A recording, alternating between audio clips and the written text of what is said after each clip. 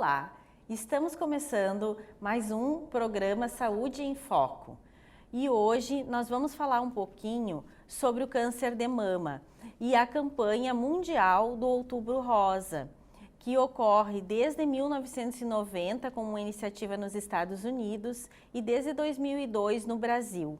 Esta campanha, ela visa não só a prevenção do câncer de mama, mas também a conscientização das mulheres para a importância da detecção precoce e assim diminuir o número de mortes por esta doença no mundo inteiro.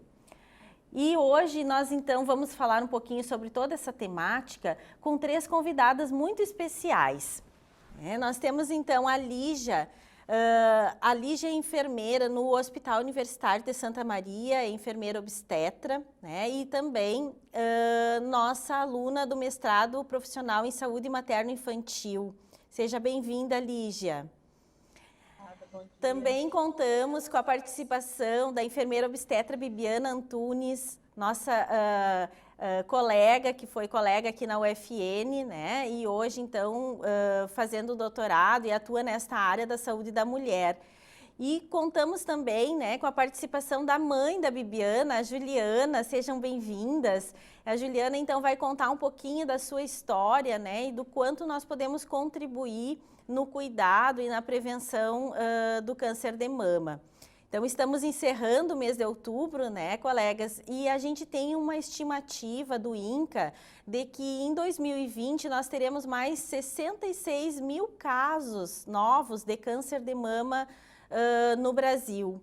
Então, eu gostaria de saber de vocês, assim, como vocês enxergam este aumento do câncer de mama, né, a cada ano, novos casos, e também do perfil, né, das mulheres cada vez mais jovens, né, e algumas inclusive assim contrariando a estimativa, né, de que são mulheres sedentárias, que não cuidam da alimentação tanto assim, e a gente tem muitos casos de mulheres que têm esse perfil contrário. Então, gostaria de ouvir um pouquinho vocês em relação a isso. Não sei quem gostaria de falar. Eu posso falar um pouquinho. Bom, meu nome é Lígia, sou enfermeira no USP, como a Cláudia já falou.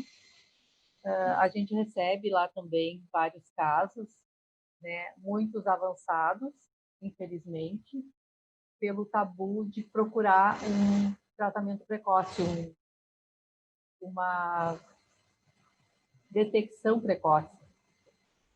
Muitas vezes, os mais jovens, eu acredito, seja pelo fator que eles não se importam muito ou não têm muitas orientações, porque o simples fato de fazer um autoexame e conhecer como é o seu corpo, já faz uma grande diferença, porque no momento que aparecer alguma coisa estranha, um nódulo, alguma coisa, a pessoa já vai saber, né? Então, eu acredito que seja por falta de informação mesmo, porque aparece bastante. Inclusive, tem gente jovem que apareceu lá com avançados. A gente ficou muito preocupada do porquê aquilo, né? Então, a gente tem bastante casos, aparece lá para gente, e muitas vezes não se sabe o porquê. É uma falta de observação, é a falta de fazer exames, não conhece quais são os fatores de risco, que são muitos, né? Não sabe qual é a forma da sua mama, porque não se conhece, na verdade. Esse fator é bem importante, né? O autoconhecimento, o autoexame da mama, e a gente, inclusive, assim, gostaria de estar sempre, um dos motivos, né, da campanha é a divulgação sobre a importância desse autoexame. Então, até as mulheres, elas têm bastante, assim, dificuldade em como realizar o autoexame, né? Falta um pouco essa orientação. Não sei, Bibi, o que tu gostaria, assim, de acrescentar em relação à vivência que tu tem sobre isso, né? Sobre a questão da educação em saúde relacionada ao autoexame. Inclusive, eu acho que a gente poderia até passar algumas informações, né, de como as mulheres devem fazer esse autoexame, qual a periodicidade, né, qual a posição que elas podem assumir. Eu acho que a gente poderia, inclusive, nós temos uma ilustração sobre isso. Então, né, o autoexame das mamas, ele é importante e tem um passo a passo também para se seguir, né? E a gente palpe toda a mama e também a região das axilas.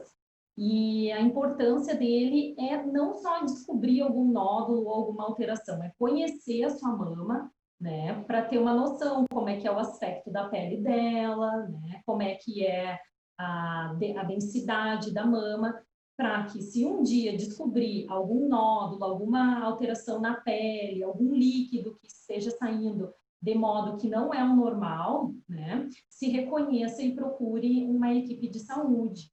Hoje, as estratégias de saúde da família, as unidades de saúde da família do SUS e os consultórios privados, né, eles têm profissionais, tanto médicos quanto enfermeiros, que fazem essa avaliação também e também depois encaminham para a realização de um ultrassom mamográfico da mama, desculpa, ou mamografia, né? Então, a importância do autoexame fazer também que ele aconteça num período que não seja menstrual, de preferência 6 a 7 dias após o período menstrual, é o ideal para realizar, porque a gente sabe que quando a mulher está menstruada, às vezes a mama fica mais densa, fica mais dolorida, né? Então, a gente pode estar diagnosticando algo que não é anormal, na realidade, por causa do período menstrual, e pode ser realizado deitado, pode ser realizada com a mulher no banho, né? Eu indico no banho porque as mãos ficam mais sensíveis, né? E a gente consegue, com a água,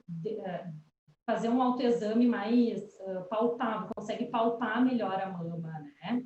E também o Instituto do Câncer, Nacional do Câncer, né, o INCA, ele menciona que talvez a gente não precise ficar focando muito né, na técnica, mas sim em pautar a mama e conhecer a mama, isso que é importante, né, para que tenha uma noção, então, de como que é a sua mama, o autoconhecimento, a gente sabe que é extremamente importante para conhecimento do corpo, né, a gente consegue prevenir uma doença mais, assim, em estágio mais avançado, muitas vezes acaba sendo diagnosticado algum tumor, mas quanto mais cedo ele for diagnosticado, melhor o prognóstico, né? O tratamento ele responde melhor.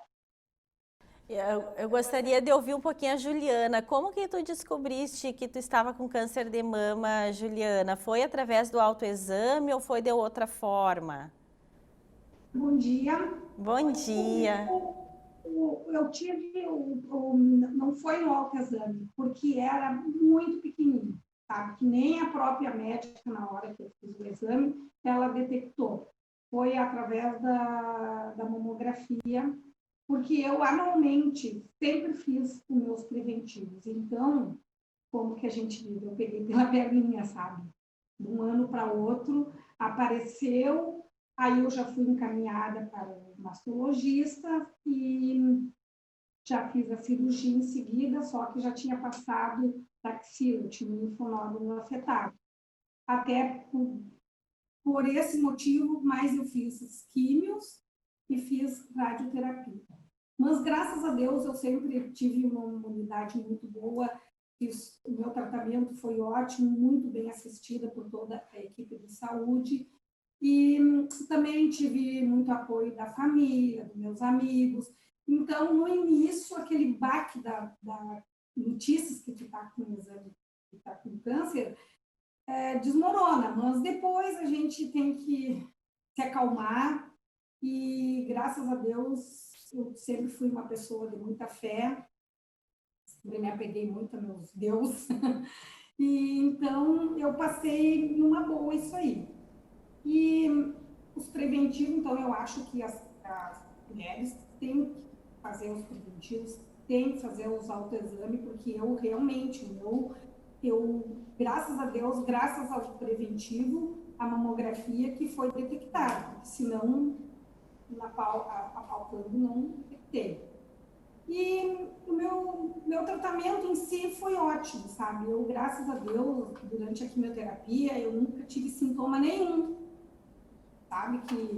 Mas eu tinha imunidade muito boa, inclusive o médico dizia, bah, a imunidade é ótima, nunca precisei interromper nenhuma químio para, né, fazer a químio, Isso faz 10 anos e graças a Deus, mas eu tô sempre, qualquer coisa estranha que eu sinto, eu já corro para o médico, eu estou sempre me cuidando anualmente, eu vou agora mesmo, todos os meses de outubro eu faço todos os exames possíveis, sabe? E assim, durante um ano, eu vou vendo se eu tenho um sintoma, eu vou no médico, porque a gente tem que se cuidar. Agora, o que eu faço é me cuidar, eu trato muito bem da minha saúde, a minha alimentação, meu estilo de vida também, sabe? Eu procuro me ocupar, a minha cabeça também, eu gosto de sair, eu sou bem... Então, é isso aí, graças a Deus, passei por isso aí, mas foi bem... E também eu fiz um tratamento que muitas poucas pessoas conhecem em Florianópolis, o CAPC, Centro de Atendimento a Paciente com Câncer. Eu ia uma vez por mês, 6 meses eu fui lá. Então, uma semana a gente fica mais ou menos internado numa clínica, sabe? Mas a gente só passa o dia. Mas lá a gente trata a mente, como tu aceitar a doença, como tu te cuidar. E também eles ensinam como a família deve cuidar da gente, sabe? Então, foi uma coisa que é só quem passa por lá para saber a maravilha que é aquilo lá. Então, muito bom. Mas assim, ó, o teu depoimento, ele é extremamente importante, porque serve não só de exemplo para mulheres que estão passando por esse momento, né, de como fazer, de como enfrentar e de como seguir adiante. Então, tu é uma vencedora, né? E a outra questão também é a da prevenção. Então, esse ponto que tu tocaste, assim, ó, de fazer o preventivo, de fazer a mamografia de acordo, né, com o rastreamento indicado pela Organização Mundial da Saúde, né, esse é um ponto-chave. Tu tocaste em outro ponto extremamente relevante também, que é o estilo de vida, né? O cuidar da alimentação, ter alguma atividade física, que são os fatores predisponentes, né, que mais predispõem. Claro que tem a hereditariedade, tem inúmeros outros fatores. E outra coisa que eu achei muito interessante também é cuidar da mente, né? E que o nosso pensamento, ele é tudo. Então, a pessoa ela não pode ficar negativa em relação, né, a um diagnóstico de câncer de mama, e sim enfrentar a situação como tu fizeste. E eu nunca vou esquecer que a gente teve uma caminhada em anos anteriores, de um outubro rosa, e eu te conheci, Juliana. E eu disse para a Bibiana, eu disse assim, nossa, como a tua mãe é uma pessoa positiva, Bibiana. Que bom, assim, que todos enfrentassem dessa forma, porque o nosso pensamento é tudo. Mas tu falaste um outro ponto que eu acho também que te dá esse perfil, que é a religiosidade, né? E a gente tem estudos científicos também em relação a isso, do quanto a gente ter uma religiosidade, a espiritualidade, né? Para enfrentar esses momentos difíceis que a vida às vezes nos oferece, como o diagnóstico de um câncer de mama. E a gente vê bem isso, né, Lígia, lá no hospital, lá no USM, quando a gente interna as pacientes, a diferença do perfil de cada uma, né? De como o enfrentamento e o apoio da família fazem toda a diferença. Exatamente. Porque quando a família está envolvida, quando a família dá aquele suporte, elas passam por esse momento muito mais fácil, não facilmente, facilmente a gente sabe que não é, mas consegue suportar esse caminho que ele sabe que é árduo, né? É um caminho que ele vai levar à cura, porque as chances são muito boas quando detectado precocemente, né? 95% de chances de curar quando é detectado precoce. Mas é um caminho árduo, é um caminho que vai ser difícil e que precisa de um apoio psicológico, precisa de um apoio familiar, precisa de um suporte, na verdade. E eu não lembro se tu falou, Cláudia, no início, agora em 2020, a Sociedade Brasileira de Mastologia trouxe o tema quanto antes melhor, né?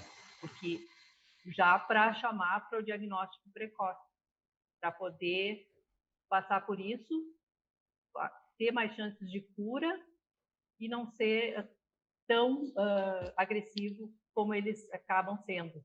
E a gente sabe que no mundo a incidência é alta, 25% das mulheres têm câncer de mama. No Brasil é mais alta ainda, em torno de 29%, isso aí é a Sociedade Brasileira de Mastologia que diz. E só que a chance de cura é muito boa, desde que detectada cedo, né? Assim, só que nós em 2020 estamos vivenciando uma situação atípica, inclusive em relação às atividades do próprio Outubro Rosa, né? E a gente questiona assim, ó, o que que houve, né? Houve uma mudança neste ano em relação às atividades preventivas, à realização da mamografia, nesse contexto de pandemia? Houve uma redução, as pessoas têm medo de procurar, né? Medo de procurar o serviço, então acaba, quando chega no serviço, já chega avançado, não é precoce, muitas vezes. E aí isso dificulta o próprio tratamento, em função da pandemia esse ano, de orientações, em função das demandas dos próprios serviços que se voltaram muito para a pandemia, e as outras doenças continuam, na verdade, né? A gente sabe que elas tendem a se agravar, infelizmente. Uhum.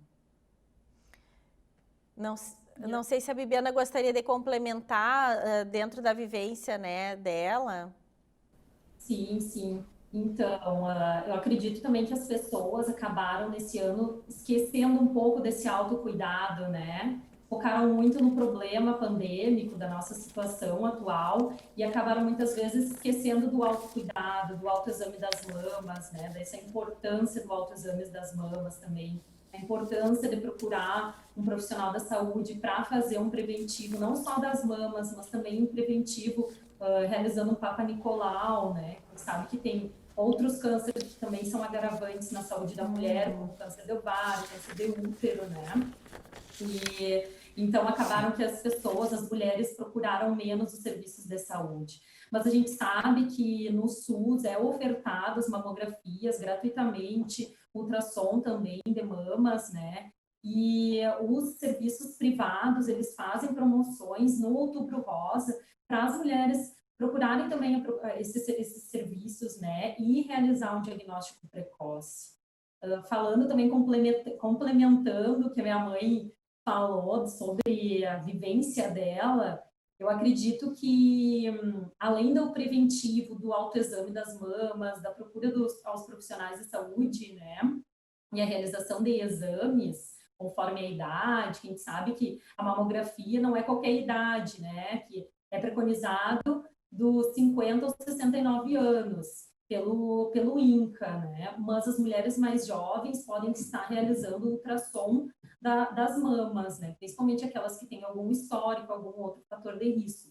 Mas também a importância da qualidade de vida, né? Não só quando se está com diagnóstico de algum tumor, mas sim antes, né? Ter sempre, além de bons hábitos como prática de exercícios, de alimentação, né? A mente sã, né? Procura, então, reduzir estresse, ter uma vida mais tranquila, mais saudável. De repente, seja esse um dos fatores que as mulheres com uma idade mais jovem, que se acredita que tem uma alimentação saudável, prática de exercício, talvez a mente, né, o estresse, a carga horária de trabalho. Hoje em dia tem a situação da pandemia, que todo mundo está muito estressado, ansiedade, angústia. Isso tudo são fatores também que podem, né, estar auxiliando, se a gente cuida, pode estar auxiliando e prevenindo, e quando a gente tem também algum diagnóstico, né, a gente sabe que o tratamento, ele é mais tranquilo, né, não que a mulher não vá ter o câncer, mas quando ela tem o diagnóstico, o tratamento, o prognóstico é muito melhor, o tratamento é muito mais tranquilo, sem reações, né, porque eu vivenciei isso em casa, minha mãe sempre teve bons hábitos também, com a mente dela, assim, sempre foi uma pessoa muito alegre, né, que procurou sempre estar, aparentemente, sempre estar muito feliz com a vida, aproveitando os momentos bons da vida também, né? Trabalhando, mas também cuidando dos filhos, né? Então, isso também é importante. Eu até fui atrás desses dados e eu consegui um dado do Ministério da Saúde que pelo SUS houve uma redução de 84% das mamografias, é um índice muito grande, né? Então entra em todo esse contexto que nós falamos. Mas eu gostaria também assim de abordar neste momento um outro fator que previne e que protege contra o câncer de mama e que nós falamos muito em agosto, que é a amamentação, né? Então, um dos fatores de proteção para o câncer de mama é o aleitamento materno, que também faz parte, né, desse contexto de cuidado e que hoje nós sabemos assim que os índices ainda são baixos, né? E a gente já discutiu, inclusive, em alguns programas aqui no Saúde em Foco. Então, há uma relação, né, significativa desse ato tão importante para a prevenção do câncer de mama. E então, o que a gente verifica também, né? Que é um conjunto de fatores, né? É o estilo de vida, como a Bibiana falou, a espiritualidade, tem o fator hereditário também, né? Que nós vimos muito na mídia, então as mulheres fazendo a mastectomia, a retirada da mama preventivamente, né? E pessoas, às vezes, celebridades fazendo isso. Então, eu gostaria que vocês falassem um pouquinho sobre a questão do fator hereditário e de que forma também as mulheres podem ter um cuidado maior quando tem uma pessoa próxima, né, da sua família com câncer de mama. A gente sabe que o fator hereditário ele é bem importante, mas ele não é definitivo, ele não é único e não quer dizer que se uma pessoa da minha família não teve, ninguém teve, eu também não vou ter, né? Porque apenas 10% dos cânceres de mama são considerados hereditários. Isso quer dizer que mesmo eu não tendo nada, né, a minha família não tendo nada, meu pai, minha mãe, minhas avós, eu posso ter. Então, o autocuidado continua sendo muito importante e os exames também. E nenhuma mulher está imune, mas isso não quer dizer, isso é a minha opinião, que tenha que ser radical ao ponto de fazer uma mastectomia preventiva. Não sei qual é a opinião de vocês em relação a isso. Eu também concordo, Lígia, e a gente sabe que a fisiopatologia, né, o surgimento do câncer, ele às vezes é inexplicável, né? Inclusive, a minha mãe não tinha nenhum histórico de câncer de mama na família. Ela foi, digamos que a primeira, né?